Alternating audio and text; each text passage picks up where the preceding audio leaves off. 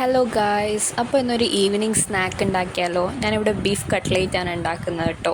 അപ്പോൾ അതിനായിട്ട് നമ്മൾ വലിയ ഉള്ളി, ഞാനിവിടെ ഒരു 2 വലിയ ഉള്ളി എടുത്തിട്ടുണ്ട്. അതുപോലെ ഗാർലിക്ക്, പച്ചമുളക്, അതുപോലെ തന്നെ കരിവേപ്പില, പിന്നെ ഇഞ്ചി, ഇതൊക്കെ നല്ലോണം ചെറുതായിട്ട് ചോപ്പ് ചെയ്തിട്ട് എടുത്തിട്ടുണ്ട്.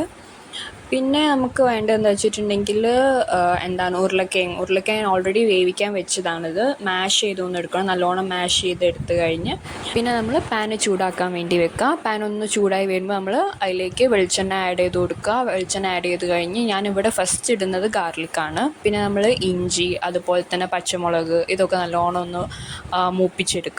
അത് കഴിഞ്ഞിട്ട് നമ്മൾ നന്നായിട്ട് ചോപ്പ് ചെയ്ത് വെച്ച് വെല്ലുള്ളി ആഡ് ചെയ്ത് കൊടുക്കുക. വെല്ലുള്ളി അത്യാവശ്യം നല്ലോണം ഒന്ന് വഴണ്ടി വരുന്ന സമയത്ത് നമുക്ക് ഇതിലേക്ക് മഞ്ഞൾപ്പൊടി, അതുപോലെ തന്നെ ഞാൻ മുളക് പൊടിക്ക് പകരം കുരുമുളക് പൊടിയാണ് ഇവിടെ ഉപയോഗിച്ചത്. പിന്നെ നമുക്ക് വേണമെങ്കിൽ ഗരം മസാല ആഡ് ചെയ്ത് കൊടുക്കുക, ഇല്ലെങ്കിൽ ഇവിടെ ഞാൻ ഗരം മസാല ആഡ് ചെയ്യുന്നുണ്ട്. അതുപോലെ ഉണ്ടെങ്കിൽ ഇറച്ചി മസാല ആഡ് ചെയ്ത് കൊടുക്കാം.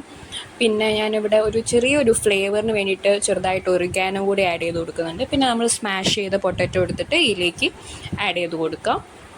പിന്നെ നമ്മൾ ചിക്കൻ ഓൾറെഡി ഞാനിവിടെ ബീഫ് ഇങ്ങനെ തിന്നാക്കി വെച്ചിട്ടുണ്ടായിരുന്നു, അത് ആഡ് ചെയ്ത് കൊടുത്തു. പിന്നെ നമ്മൾ ചിക്കൻ്റെ സ്റ്റോക്ക് കളയാതെ അത് എടുത്തു വെച്ചിട്ടുണ്ടെങ്കിൽ നമ്മളൊരു ഫ്ലേവർ കിട്ടും നമ്മൾ ആ മസാലയിലേക്ക് ആഡ് ചെയ്യുന്ന സമയത്ത്. പിന്നെ ആസ് യൂഷ്വൽ പൊരിക്കുന്ന പോലെ ബ്രെഡ് ക്രംസ്, അതുപോലെ തന്നെ മുട്ടയിൽ മുക്കിയിട്ട് ബ്രെഡ് ക്രംസിൽ ഒന്ന് കോട്ട് ചെയ്തിട്ട് നമ്മൾ ഞാനിവിടെ ഷാലോ ഫ്രൈ ആണ് ചെയ്തത്, ഡീപ് ഫ്രൈ അല്ല. അപ്പോൾ കുറച്ചും കൂടി ടേസ്റ്റ് കൂടും. പിന്നെ അങ്ങനെ എല്ലാം എടുത്തിട്ട് ഷാലോ ഫ്രൈ ചെയ്തെടുത്ത് വലിയ ലുക്കില്ല എന്നുള്ളൂ, ടേസ്റ്റ് സെറ്റാണ്, നല്ല ക്രിസ്പി ആയിട്ട് കിട്ടും. അപ്പോൾ എല്ലാവരും ട്രൈ ചെയ്ത് നോക്കണം.